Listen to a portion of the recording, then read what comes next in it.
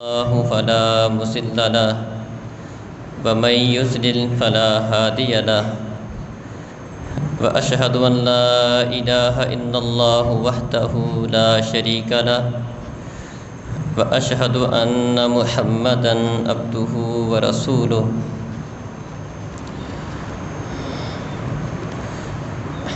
أعوذ بالله من الشيطان الرجيم يا أيها الذين آمنوا اتقوا الله حق تقاته ولا تموتن إلا وأنتم مسلمون يا أيها الناس اتقوا ربكم الذي خلقكم من نفس واحدة وخلق منها زوجها وبث منهما رجالا كثيرا ونساء واتقوا الله الذي تساءلون به والأرحام إن الله كان عليكم رقيبا يا أيها الذين آمنوا اتقوا الله وقولوا قولا سديدا يصلح لكم أعمالكم ويغفر لكم ذنوبكم ومن يطع الله ورسوله فقد فاز فوزا عظيما أما بعد فإن خير الحديث كتاب الله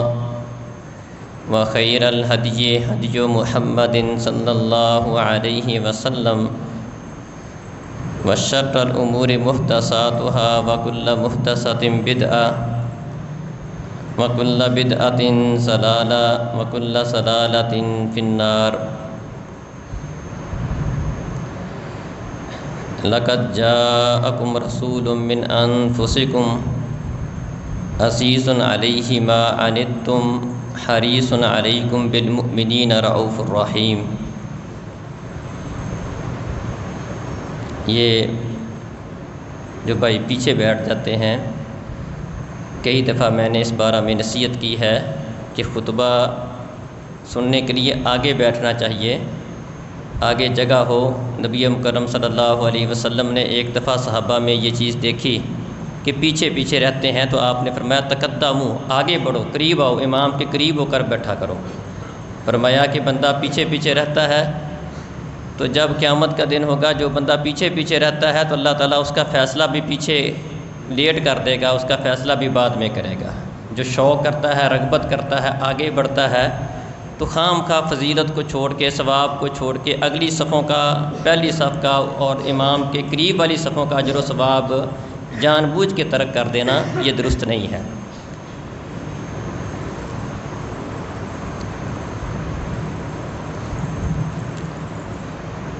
محترم عزیز بھائیوں اور بزرگوں، دین اسلام خیر خواہی کا نام ہے، دوسرے کا بھلا سوچنا، اس کا فائدہ کرنا، اس کو نقصان سے بچانا۔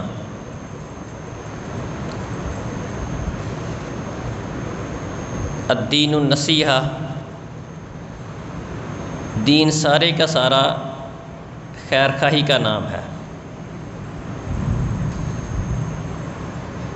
اس خیر خواہی کا تعلق دنیا میں کسی معاملے کے ساتھ ہو یا آخرت کے کسی معاملے کے ساتھ ہو، دونوں حوالوں سے ہمارا دین ہماری یہ تربیت کرتا ہے کہ ہم دوسروں کا بھلا سوچنے والے ہوں، ان کے فائدے کا سوچنے والے ہوں، ان کو نقصان سے بچانے والے ہوں۔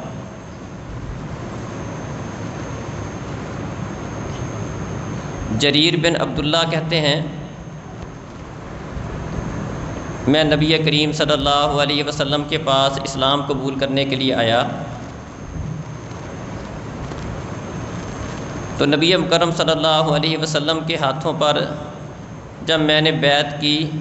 تو نبی صلی اللہ علیہ وسلم نے مجھ سے 3 چیزوں کی بیعت لی۔ بایعت رسول اللہ صلی اللہ علیہ وسلم علی اقام الصلاۃ و ایتاء الزکوٰۃ و نصح لکل مسلم، اس کی آواز آہستہ کرو تھوڑی سی۔ نبی صلی اللہ علیہ وسلم کے ہاتھ پر میں نے 3 چیزوں پر بیعت کی: اقامت صلاۃ پر، نماز کو قائم کرنے پر کہ میں نماز قائم کروں گا، و ایتاء الزکاۃ، اور دوسری چیز اس چیز پر بیعت کی کہ میں زکوٰۃ ادا کروں گا، والنصح لکل مسلم، اور ہر مسلمان کی خیر خواہی کروں گا، دوسرے کا بھلا سوچوں گا، اس کو خود بھی نقصان نہیں پہنچاؤں گا اور اس کو نقصان سے بچاؤں گا بھی۔ یہی وجہ ہے کہ ایک دفعہ انہوں نے اپنے غلام سے کہا کہ آپ میرے لیے ایک گھوڑا خریدو۔ غلام نے جا کر گھوڑے کا سودا کر لیا، آ کر جریر بن عبداللہ کو بتایا کہ میں اتنے کا سودا 500 درہم کا سودا کرایا ہوں۔ جریر بن عبداللہ نے گھوڑا دیکھا تو گھوڑے کے مالک سے کہا کہ آپ کا گھوڑا تو 500 سے زیادہ کا ہے۔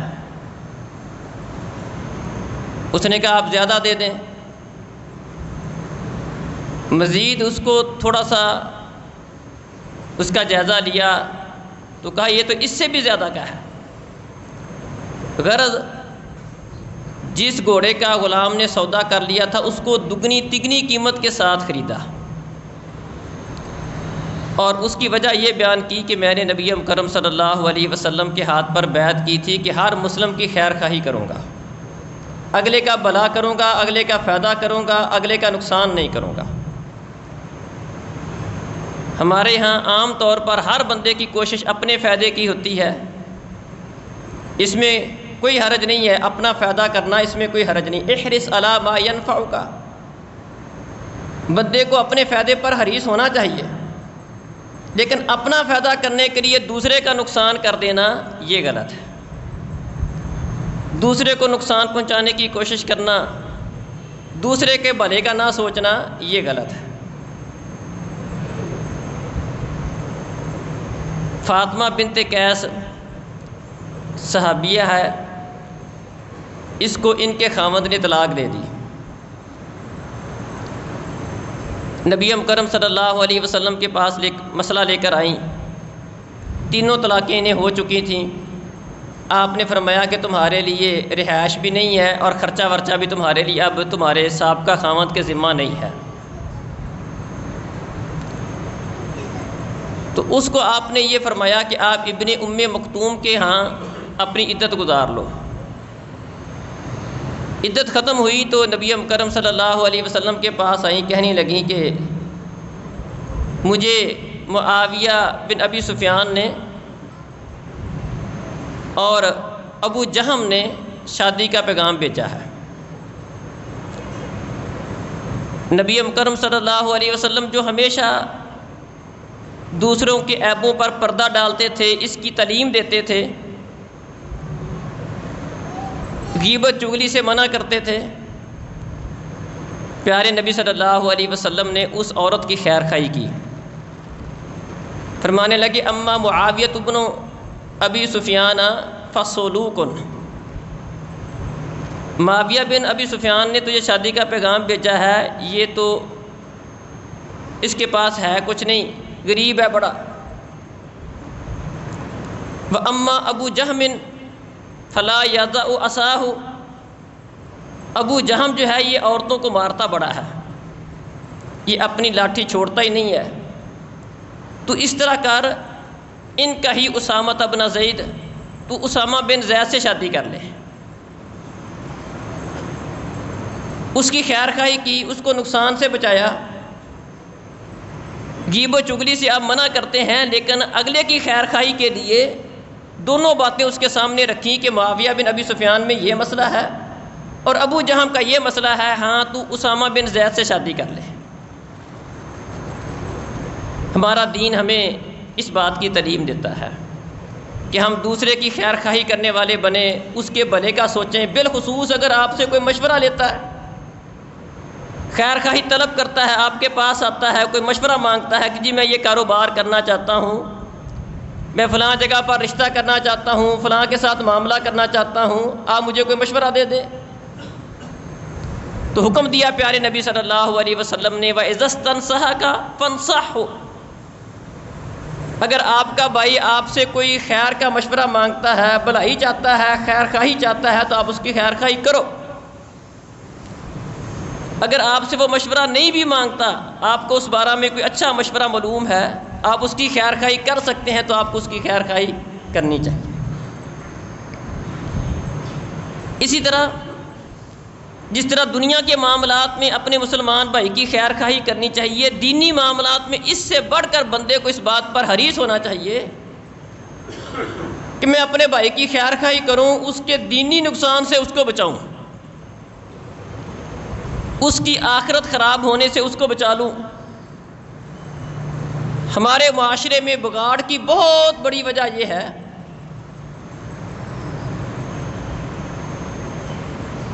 کہ جو تھوڑے سے لوگ دین پر چلنے والے ہیں وہ اپنی ذات تک محدود ہیں،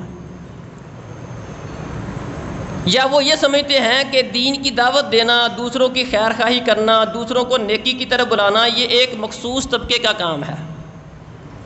یہ علماء کا کام ہے، دین کے داعین کا کام ہے۔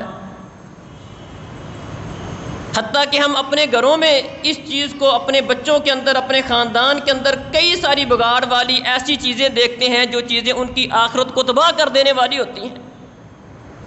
اور ہم ان سے چشم پوشی کر جاتے ہیں، نظر انداز کر جاتے ہیں۔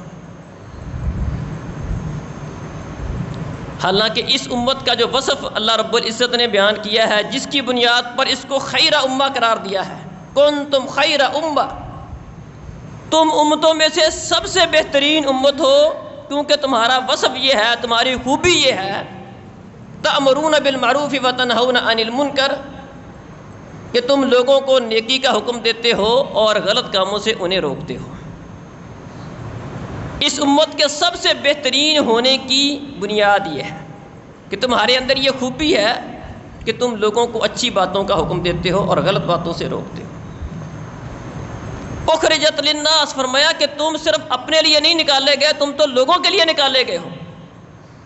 تم صرف اپنے فائدے کی، اپنے بھلے کی نہیں سوچتے، تم دوسروں کے بھلے کی بھی سوچتے ہو۔ بلغوا انی ولو آیا، اگر آپ کے پاس ایک آیت کا علم بھی ہے، فرمایا اس کو بھی آگے پہنچاؤ۔ کسی ایک مسئلے کا کسی بندے کو پتہ ہے، وہ یہ سمجھے کہ یہ کام، دعوت کا کام، دین کا کام، لوگوں کی خیر خواہی کا کام، ان کے بھلے کا سوچنا، ان کی آخرت کی بہتری کا سوچنا، انہیں جہنم سے بچانے کا سوچنا، یہ میرا کام نہیں ہے، یہ علماء کا کام ہے، دین کے دعوت دینے والوں کا کام ہے، خطباء کا کام ہے، ایسا نہیں ہے۔ ان کی ذمہ داری یہ کہہ لیں زیادہ ہے، باقی امت کے ہر فرد کی یہ ذمہ داری ہے کہ وہ اصلاح کا کام کرے، خیر خواہی کا کام کرے، دوسرے کے بھلے کی سوچے۔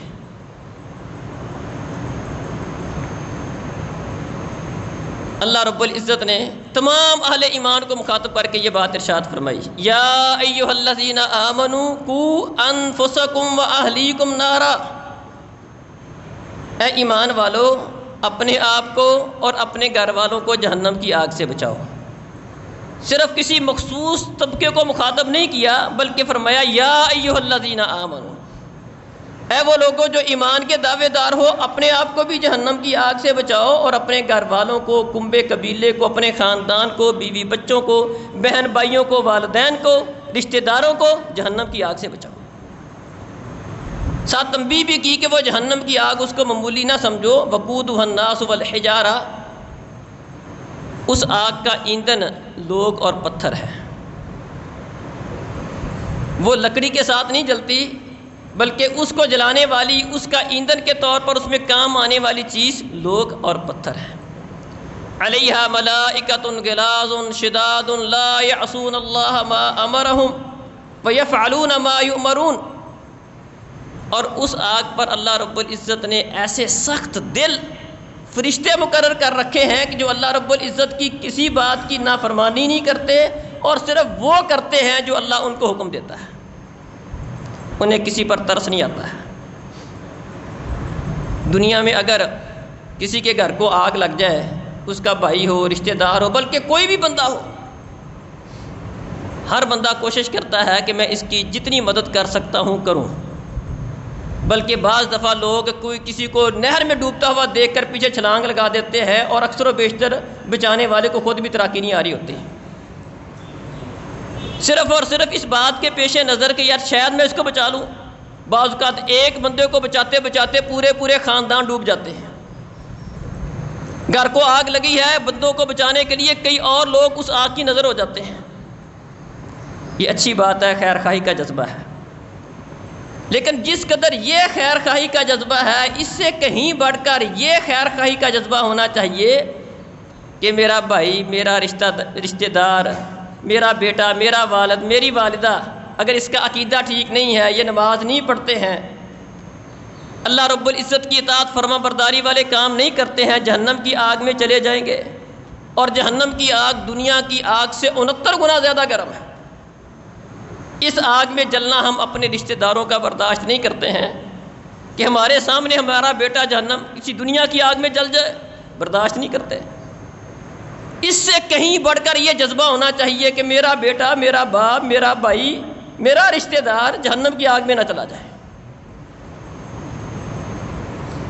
اور یہ جذبہ ہر ایک کے اندر ہونا چاہیے۔ کلکم راء وکلکم مسئول عن رعیتہ، میں تم میں سے ہر بندہ ذمہ دار ہے، نگران ہے، مسئول ہے، کوئی ایک نہیں ہے۔ میں کلکم راء، تم میں سے ہر بندہ ذمہ دار ہے، مسئول ہے، کل قیامت کا دن ہوگا، ہر بندے سے اس کی ذمہ داری کے متعلق پوچھ گچھ ہوگی، سوال کیا جائے گا۔ خاوند اپنی بیوی کا ذمہ دار ہے، باپ بیٹے کا ذمہ دار ہے، گھر کا سرپرست اپنے بچوں کا، سب کا ذمہ دار ہے۔ کلکم راع، ملک کا حکمران اپنی رعایا کا ذمہ دار ہے، اور کل قیامت کا دن ہوگا، ہر بندے سے اس کی ذمہ داری کے متعلق پوچھا جائے گا۔ ہم اپنا خیر خواہی کا جذبہ دیکھیں اور ذرا موازنہ کریں نبی کریم صلی اللہ علیہ وسلم کے خیر خواہی کے جذبے کے ساتھ، صحابہ کے جذبے، بلکہ پہلی امت کے لوگوں کی خیر خواہی کے جذبے کے ساتھ۔ اللہ رب العزت نے اپنے نبی کو اس دنیا میں بھیجا،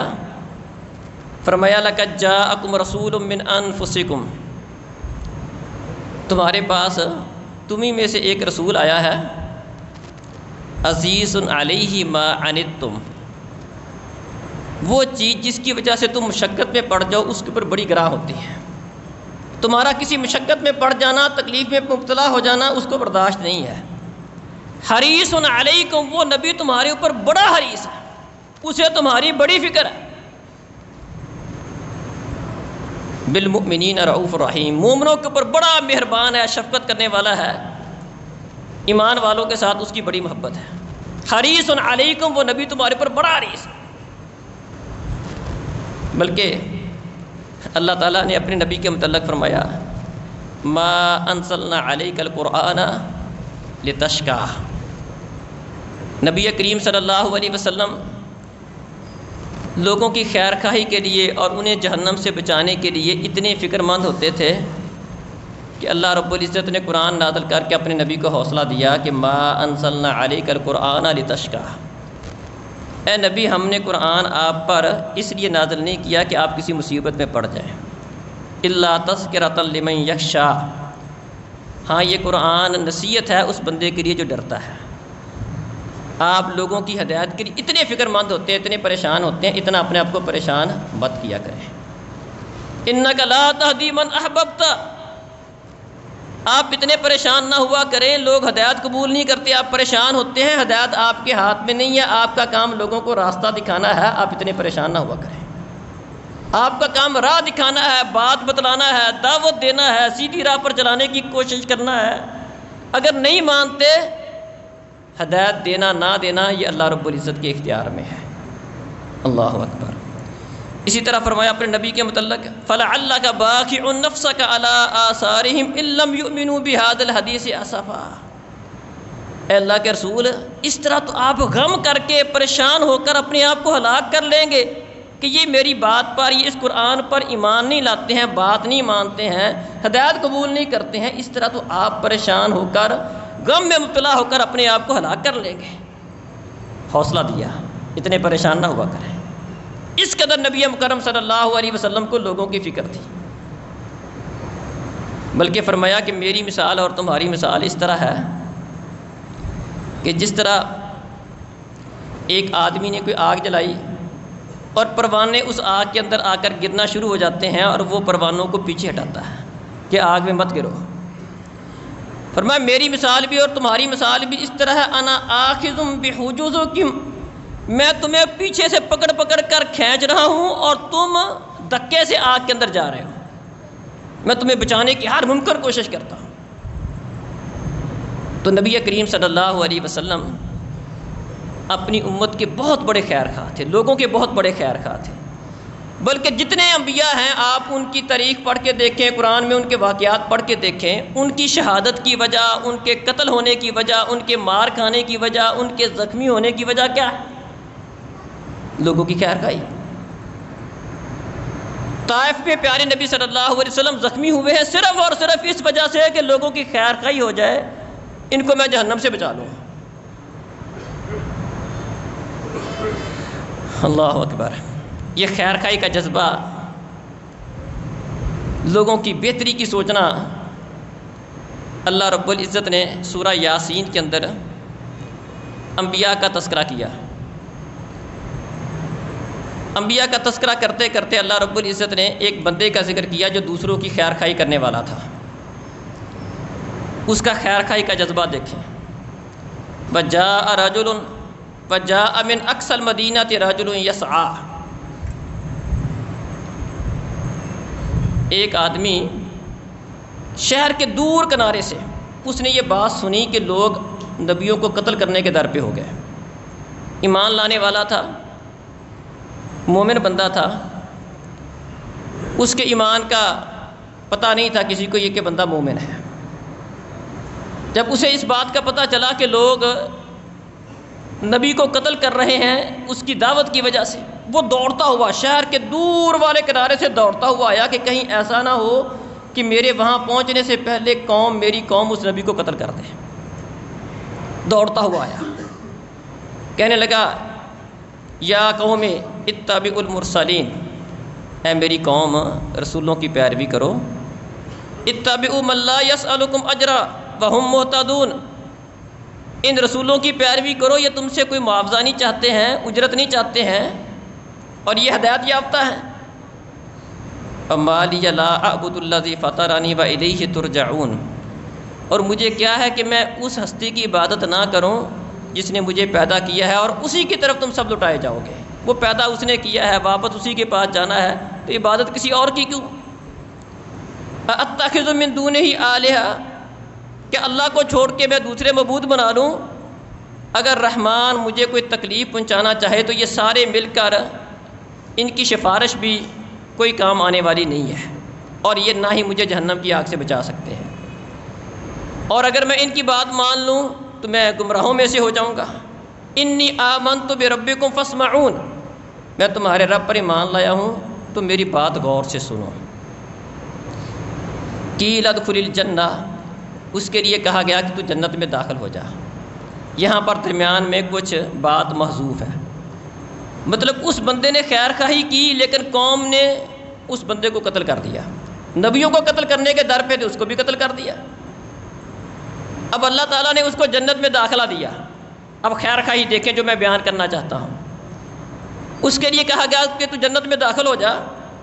قال یا لیت قومی یعلمون بما غفر لی ربی وجعلنی من المکرمین، کہنے لگا کہ کاش میری قوم کو پتہ چل جائے جو اللہ نے مجھے معاف کر دیا ہے اور مجھے معزز لوگوں میں کیا ہے۔ اللہ اکبر۔ یہ وہ کن کے متعلق کہہ رہا؟ اپنی قوم کے متعلق بندے کے اندر خیر خواہی کا جذبہ کس قسم کا تھا کہ جن لوگوں نے قتل کیا تھا، جو کافر تھے جنہوں نے قتل کیا تھا، ان کے متعلق اس بات کی خواہش کر رہا ہے کہ کاش ان کو پتہ چل جائے کہ اللہ نے مجھے معاف کر دیا ہے، مجھے عزت سے نوازا ہے، تاکہ وہ بھی اس راستے کو اختیار کر لیں۔ یہ ہے خیر خواہی کا جذبہ کہ جنہوں نے قتل کیا ہے، جنہوں نے مارا ہے،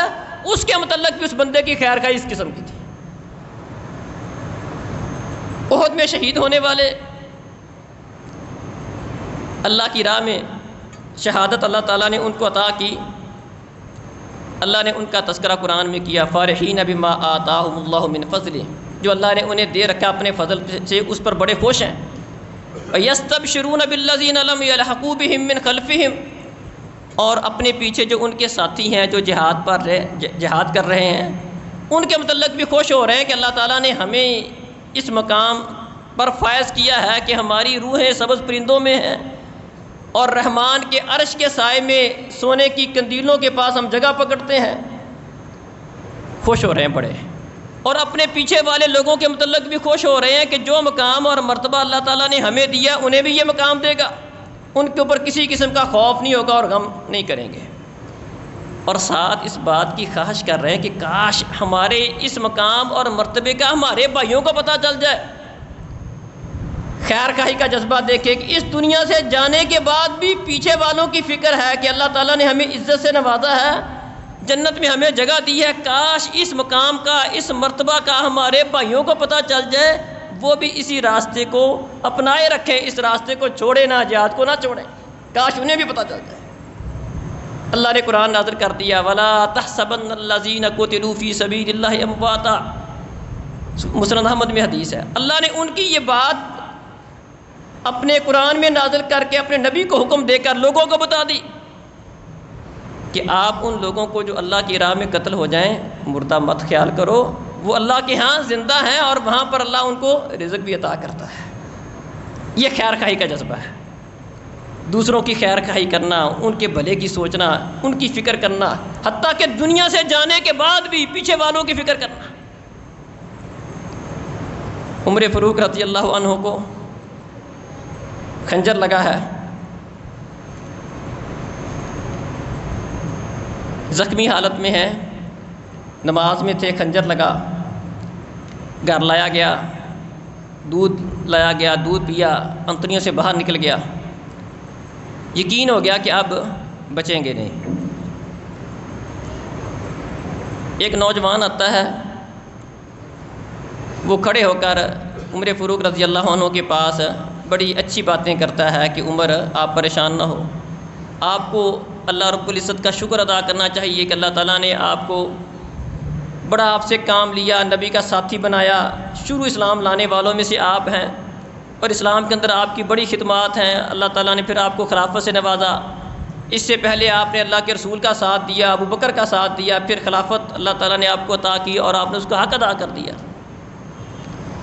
یہ باتیں کر کے وہ بندہ واپس جا رہا ہے، دیکھا کہ اس کی شلوار اس کے ٹخنوں سے نیچے ہے۔ اللہ اکبر، زندگی اور موت کی کشمکش میں ہے، لیکن خیر خواہی کا جذبہ دیکھیں۔ رد الغلام علیہ، فرمایا کہ اس غلام کو، اس لڑکے کو میرے پاس لاؤ۔ لڑکے کو واپس لایا گیا، کہا اپنے ارفع ازارہ کا، یہ تو نے جو شلوار ٹخنے کے نیچے کی ہوئی ہے اس کو اوپر کر، ارفع ازارہ کا، ایسا کرنے سے یہ تیرا کپڑا بھی صاف ستھرا رہے گا، تیرا رب بھی راضی ہوگا۔ اللہ اکبر، اس کو کہتے ہیں محترم بھائیو اور بزرگوں خیر خواہی کا جذبہ۔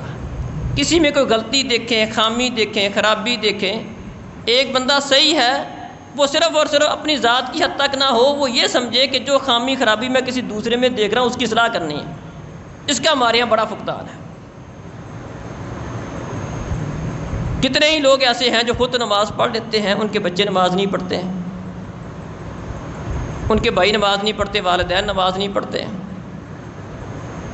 آپ انبیاء کی مثالیں دیکھ لیں، ابراہیم علیہ السلام کا اپنے باپ کو دعوت دینے کا انداز دیکھیں، کس طرح اس کو بڑے پیار سے، محبت سے بارہا یہ بات، دعوت کی، دین کی بات ان کو سمجھا رہے ہیں۔ ہر مسلمان کے اندر اپنے بھائی کا خیر خواہی کا اس قسم کا جذبہ ہونا چاہیے کہ میں اپنے بھائی کو، اپنے رشتہ دار کو جہنم کی آگ سے بچاؤں، اس کے اندر کوئی خامی دیکھیں، خرابی دیکھوں تو اس کی اصلاح کروں۔ میں نے اس کا ذاتی طور پہ تجربہ کیا ہے، جو چیز اگر ہمیں سمجھ آ گئی ہے اور ہم اس کے پیچھے پڑ جائیں کہ اپنے گھر میں یہ غلط چیز ہے اس کو ختم کرنا ہے، اللہ رب العزت بندے کی بڑی مدد کرتا ہے اور ایسا ہو جاتا ہے، وہ چیز ختم بھی ہو جاتی ہے، خاندان کی اصلاح ہو جاتی ہے۔ لیکن اکثر و بیشتر ہم اس والے سے بے حس ہیں کہ ہمیں دوسروں کی، بلکہ بہت سارے معاملات میں ہم اپنی فکر نہیں کرتے ہیں۔ اپنے اڑوس پڑوس میں ہمارے کیا ہو رہا ہے، محلے میں کیا ہو رہا ہے، راستے میں کیا ہو رہا ہے۔ پیارے نبی صلی اللہ علیہ وسلم نے ایک دفعہ صحابہ سے کہا کہ راستے میں مت بیٹھو۔ صحابہ کرام کہتے ہیں اللہ کے رسول مجبوری ہے راستے میں بیٹھنا۔ فرمایا پھر راستے کو اس کا حق دو۔ پوچھا راستے کا حق کیا ہے؟ فرمایا سلام کا جواب دو، نظر کو نیچا رکھو، امر بالمعروف کرو اور نہیں عن المنکر کرو۔ راستے میں کھڑے ہو، آپ دیکھتے ہو کہ کوئی کام غلط ہو رہا ہے، اس کو روکو۔ اللہ اکبر۔ کسی کو نیکی کا حکم دو، کوئی راہ چل رہا ہے اس کو، کسی کو نماز کی تلقین کر دو، کسی کو سیدھی بات کی تلقین کر دو، کسی غلط کام کو ہوتے دیکھ رہے اس کو روکو۔ بلکہ فرمایا لا تأمرون بالمعروف ولا تنہون عن المنکر، تم ضرور بضرور یہ کام کرو گے، نیکی کا حکم دو گے، اپنے اندر یہ جذبہ پیدا کرو گے دوسروں کی خیر خواہی کا۔ امر بالمعروف اور نہی عن المنکر کا مطلب یہ ہے اگلے کی خیر خواہی۔ جس کام کو میں اچھا سمجھتا ہوں دوسرے کو بتاؤں، جس کام کو غلط سمجھتا ہوں کسی بھائی میں دیکھتا ہوں، اپنے رشتہ دار میں دیکھتا ہوں، دوست میں دیکھتا ہوں، اس سے منع کروں۔ فرمایا تم ضرور بضرور یہ کام کرو گے، اور اگر ایسا کام نہیں کرو گے اللہ احکم الحاکمین کا عمومی عذاب تم پر آئے گا، اور پھر تم اللہ رب العزت سے دعائیں کرو گے، اللہ احکم الحاکمین تمہاری دعائیں قبول نہیں کرے گا۔ اللہ اکبر۔